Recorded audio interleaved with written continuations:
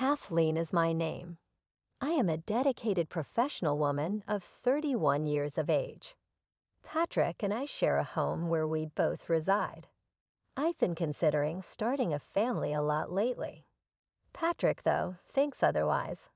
He believes that before starting a family, we should accumulate enough money to buy a home and settle down. As a result, we are both putting a lot of effort into saving for our future house. Patrick is adamant about his choice, despite my desire to have kids soon. Every time I mention the possibility of having children, he emphasizes how crucial it is to first purchase a home.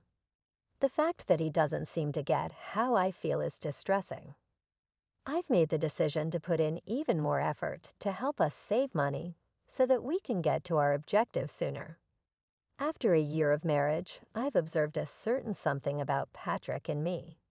My opinions are rarely taken seriously by him. Even when we were dating, this was accurate. I used to admire his strong will, but now I understand that marriage is about both partners accepting one another's opinions.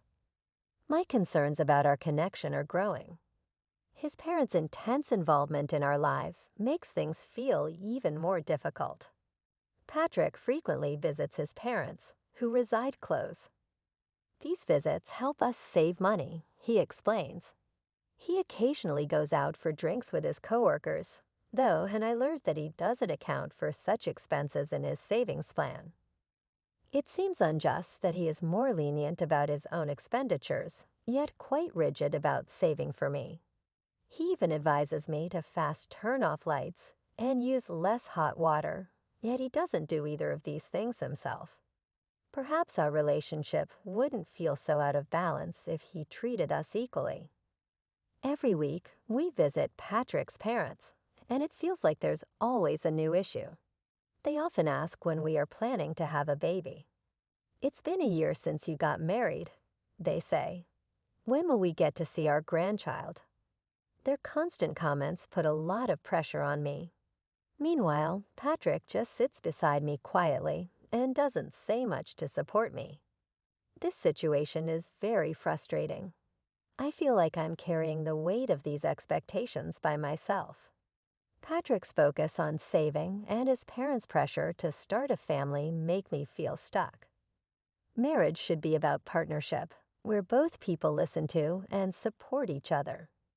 I hope that Patrick and I can learn to work together better, not just on saving money, but also on making decisions that matter to both of us. I want our marriage to feel like a true partnership, where we both feel heard and valued. I can see it in Patrick's face. He's glaring at me disapprovingly. It's clear he wants to tell me, "Don't say unnecessary things like him." I want a child too, but he insists that we must first build our own house. What frustrates me even more is how his parents keep pressuring me about having a child instead of advising Patrick, who refuses to listen to me when I bring up the topic. They turn all their focus on me during every visit to their home. I feel overwhelmed by their constant remarks. Even though I want to speak up, I'm silenced by their relentless pressure to have a grandchild.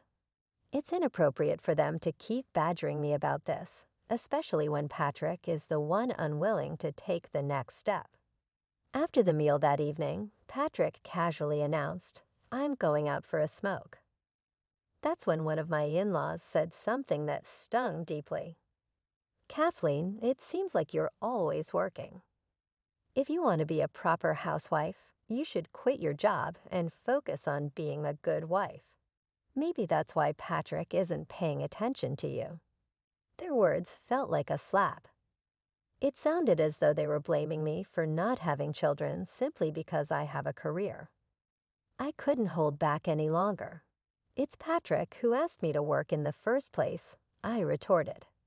"If you're so concerned about this, why don't you talk to your son first instead of lecturing me all the time?" My voice rose with anger. I want children too, but Patrick refuses to even consider it until we have a house.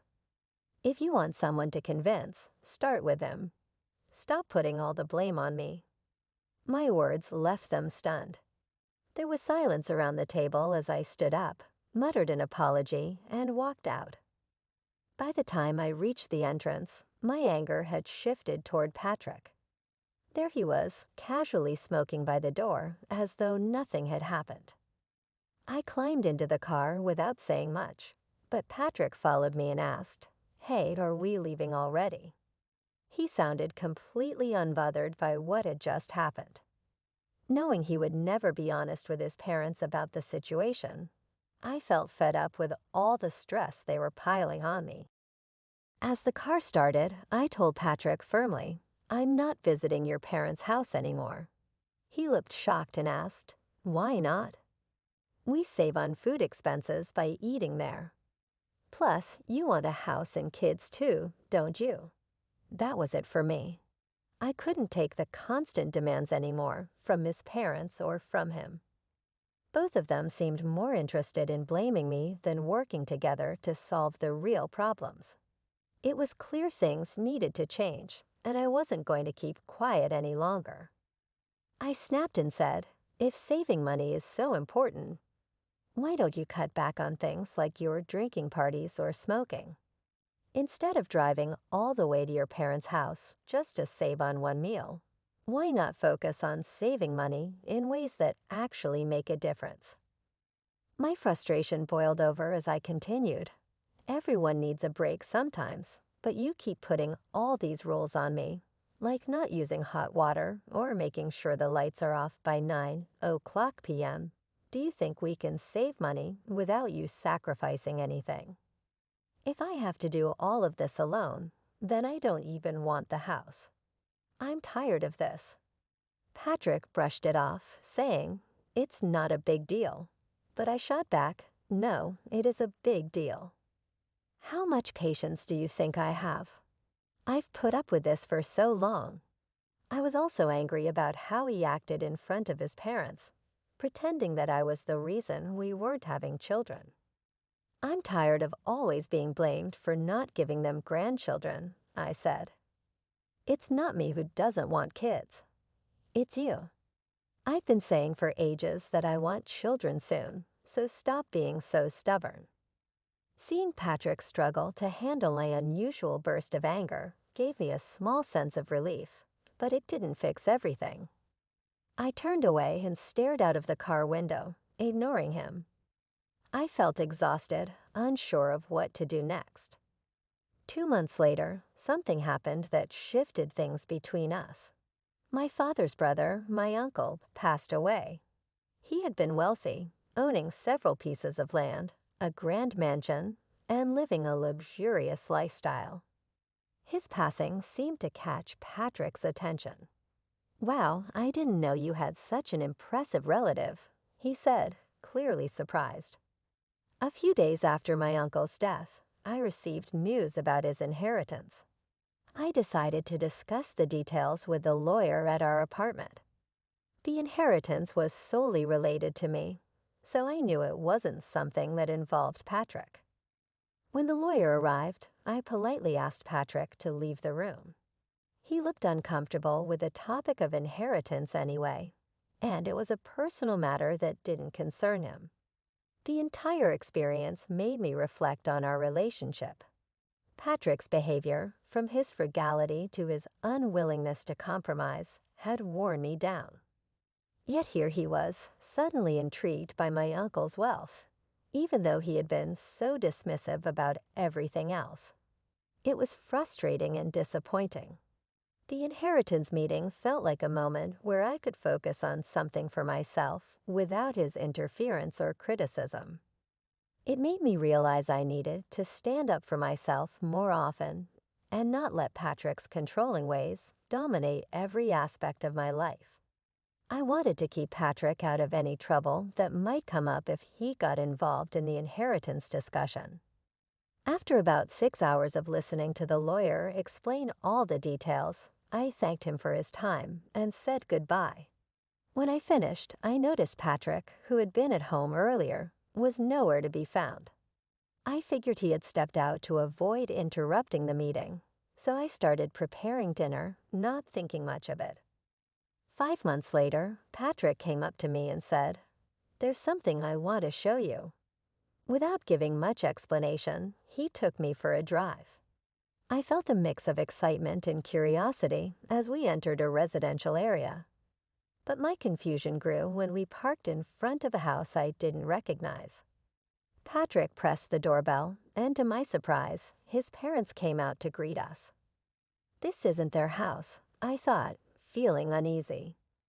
My father-in-law welcomed us, saying, "You finally made it. When are you moving in, Kathleen? You should get ready to live here with us by the end of the month." His words caught me completely off guard. He then went on to accuse me of being a selfish daughter-in-law and said I was the one always blaming Patrick for the delay in having children. I shot a sharp look at Patrick, stunned and upset. Why would he bring me here after I had made it clear I didn't want to visit his parents anymore? I thought, trying to make sense of what was happening. I asked Patrick why he had done this. He shrugged casually and said, "Don't get so angry. If we live together, it will help you and my mom get closer. Besides, this will be our new home, so you should try to work with them on the children issue too." Live together? I repeated, feeling disbelief. I had never agreed to live with his parents, especially after all the stress and pressure they had put on me. I reminded him that I had specifically said I wouldn't visit their house anymore. Patrick then explained, it's a one-family house. My plan was always for us to live with my parents eventually, so what's the problem with living in a one-family house now? His words left me speechless. The idea of living with his parents after everything I had endured was not something I could accept. To make matters worse, Patrick had made this decision without even talking to me about it first. The air felt heavy as his question hung there unanswered. This moment made it clear to me that Patrick and I weren't on the same page about what we wanted for our future. The frustration and betrayal I felt were overwhelming, and I knew this wasn't something I could ignore. I thought a lot about the situation. Living in a one-family house was a big decision, especially when considering our financial state. From what I knew, building such a beautiful new house didn't seem possible with our savings. I couldn't understand how Patrick had managed it. "My dad and I chipped in money," Patrick explained casually. "Our savings are empty now, but it's fine, right?" His laid-back attitude left me confused. Then he added, "I heard your uncle's inheritance is worth $920,000.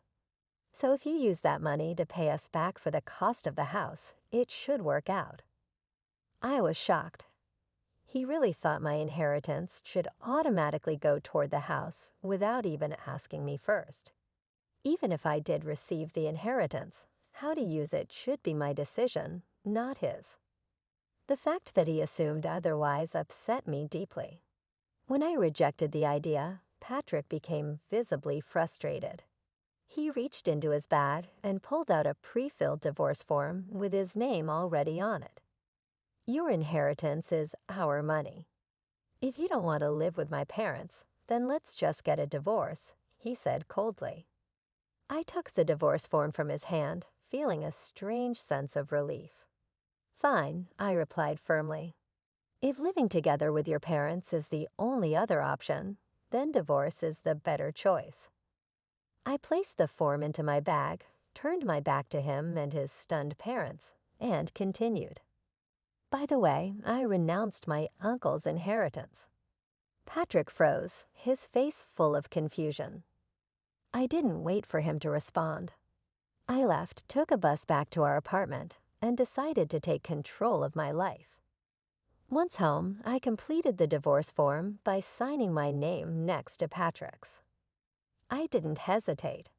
I submitted the papers right away, knowing I couldn't stay in that apartment anymore.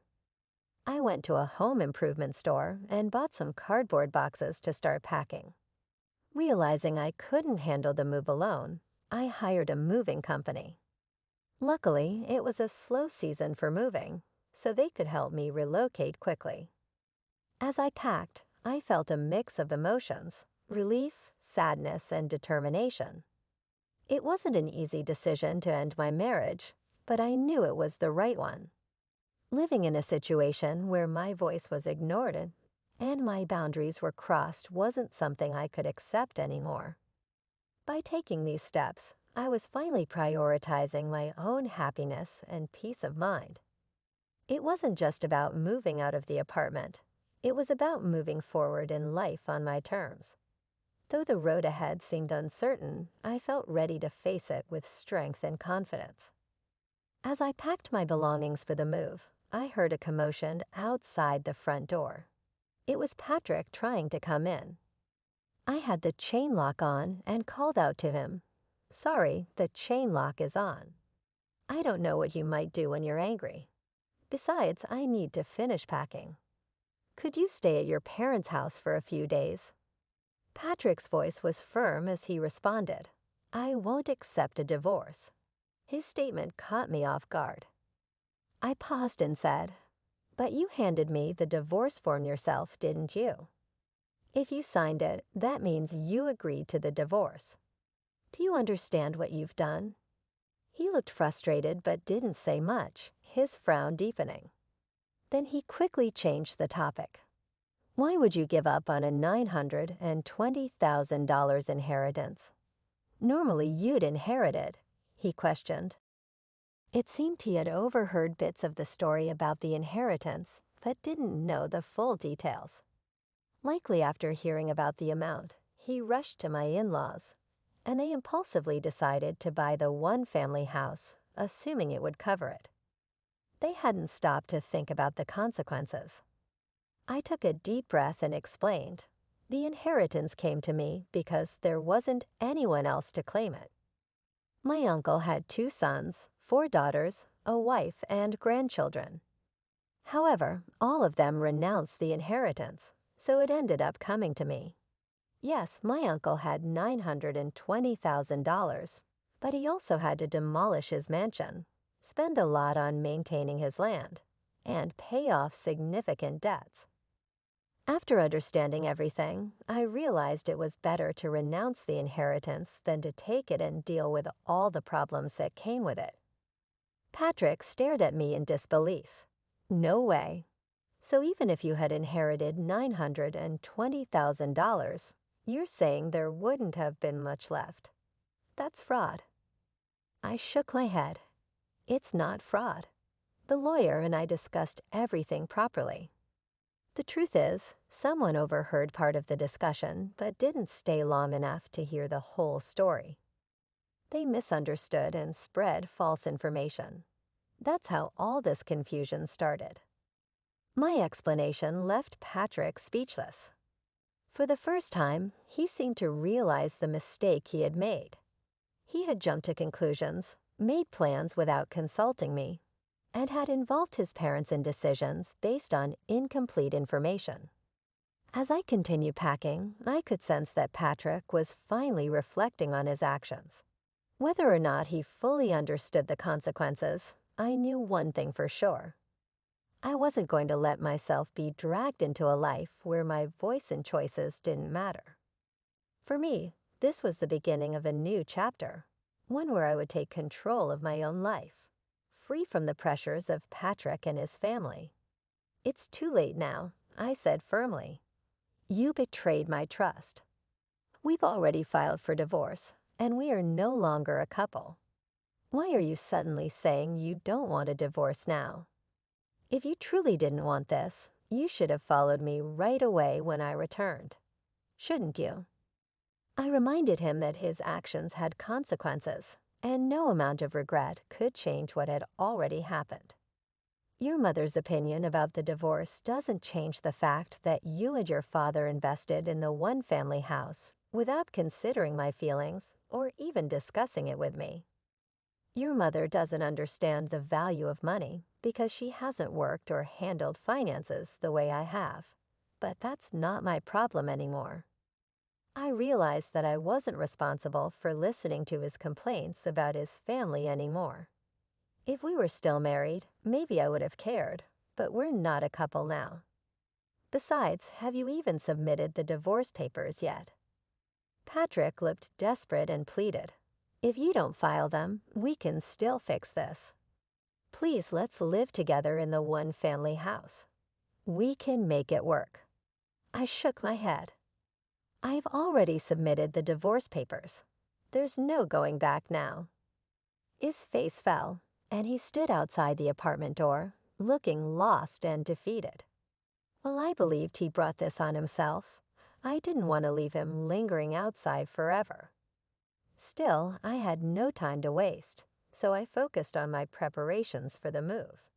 After a while, he left, and I continued with my plans. Since my supervisor had previously served as a mediator between Patrick and myself, I later told my employer about the divorce. I felt compelled to apologize for the outcome. I also discussed the problem with my coworkers over lunch, many of whom had been at our wedding. Patrick surprised me that day by barging into my section. He said in front of everyone, "It's ridiculous that you're discussing the divorce so publicly. I wish you hadn't brought it up." Word got around in his department, he added, and people refused to use the estate for the house because they thought I had inherited it. He said that because of our divorce, he was unfairly condemned and shunned by his coworkers. My coworkers sympathized with me because of how awkward the situation was. Patrick eventually resigned his job because it became intolerable to him over time. During this challenging time, an unforeseen event occurred. One of my male coworkers came up to me and admitted, "I've really admired you for a while. I respect your strength, and I would adore creating a life with you, a place where we can talk and resolve conflicts as real partners." His remarks had a profound effect on me. I felt optimistic about what the future might bring for the first time in a long time. I came to see that moving on meant more than simply letting go of the past. It meant building a better, happier life for myself, one in which I could be respected and appreciated.